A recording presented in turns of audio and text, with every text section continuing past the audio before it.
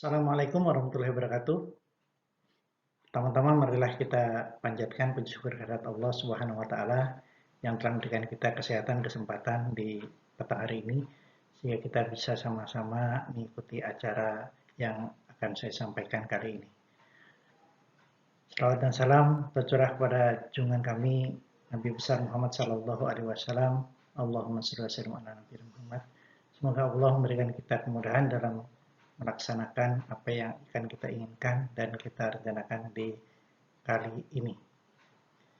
Teman-teman sekalian, perkenalkan nama saya Hir Ramadan yang akan memfasilitasi teman-teman atau menyampaikan materi kali ini, yaitu materi tentang yin dan yang. Pada pembahasan kali ini, karena waktunya tidak cukup lama, yaitu sekitar 5 menit, maka saya akan membawakan materi tentang apa itu yin dan yang dan 4 aspek utama hubungan yin dan yang. Mudah-mudahan kita bisa menyimaknya dan membahasnya kali ini.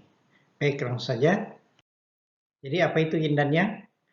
Konsep yin dan yang ini adalah teori TCM, yaitu Traditional Chinese Medicine.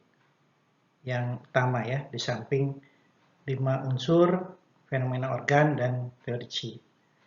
Jadi konsep yin dan yang ini termasuk konsep yang utama di Traditional Chinese Medicine.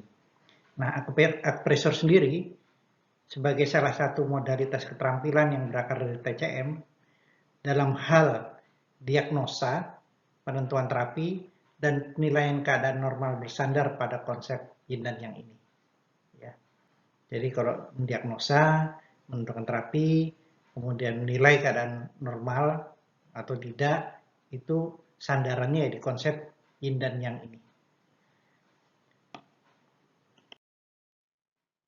Nah, jadi yin dan yang itu apa sih sebenarnya? Jadi konsep yin dan yang ini adalah, kalau kita lihat gambarnya ini, itu ada 2 karakter yang ada di alam semesta ini yang memiliki 2 muka. Nah, di sini gambarkan hitam dan putih yang saling bertentangan. Hitam dan putih itu bertentangan, saling bergantung. Ya, satu yang lain nggak mungkin ada kalau tidak ada yang satu. Saling tarik menarik, ya, saling tarik seperti bola begitu, yang dia saling tarik menarik, saling mengokohkan. Kemudian saling bertransformasi dan membentuk satu kesatuan. Ya, jadi satu kesatuan. Dia bisa pasang, bisa surut, yang bersifat relatif. Nah, itulah yang disebut dengan yin dan yang kali ini. Nah, jadi di alam semesta ini, sebagai makrokosmis ya, itu ada yin dan yang. Kemudian di mikrokosmis dalam tubuh kita pun ada yin dan yang. Kalau di alam semesta, misalkan suasana ada langit, ada bumi. Langit itu yang, bumi itu yin. Begitu juga kalau di gunung, gunung itu ada yang gelap, ada sisi terang. Sisi yang gelap itu yin, sisi yang terang itu yang. Begitu juga di dalam putaran waktu, ya. Siang itu yang, malam itu dingin. Nah, di dalam siang ada juga yin dan yin, ya, yin dan yang. Ya. Dalam malam juga ada yin dan yang, begitu seterusnya. Nah, tubuh manusia pun itu ada yin dan yang-nya. Jadi, yin dan yang tubuh manusia ini dipengaruhi juga oleh yin dan yang alam semesta. Kalau alam semesta ini yang-nya berlebihan, bisa dia masuk ke tubuh manusia bila manusia itu tidak dalam keadaan seimbang. Nah, ketika masuk maka disebut dengan patogen. Kalau dia sifatnya panas, biasanya yang itu disebut dengan patogen panas kalau masuk ke dalam tubuh. Maka mempengaruhi tubuh. Yin dan yang tubuh manusia yang sehat adalah yin yang seimbang. Jadi kalau seimbang, dia akan sehat namanya. Dalam mempertahankan keseimbangan itu, nah, tubuh manusia, maka manusia harus beradaptasi juga dengan makrokosmisnya, lingkungannya, di mana dia tinggal. Misalkan, bila dia yin dan yang dia seimbang, tiba-tiba datang musim dingin, supaya dia itu seimbang dan tidak kena serangan dingin, maka dia harus pakai jaket, minum yang hangat-hangat. Jadi bukan tambah musim dingin, tapi minum dingin. Nah, begitu. Itu adalah cara termudah kita memahami konsep yin dan yang. Sekarang kita masuk ke 4 aspek hubungan utama yin dan yang. Jadi yang pertama sudah kita bahas. Sekarang kita bahas tentang 4 aspek hubungan utama yin dan yang ini sendiri. Yang pertama saling berlawanan, ya, saling berlawanan. Kemudian saling mengkonsumsi, saling bergantung satu yang lain, kemudian saling mengubah. Mari kita bahas. Yang pertama adalah yin yang saling berlawanan. Nah, jadi semua aspek di fenomena di alam ini ya yin dan yang jelas kelihatan dia saling berlawanan, panas dan dingin. Itu sudah nampak jelas sekali ya.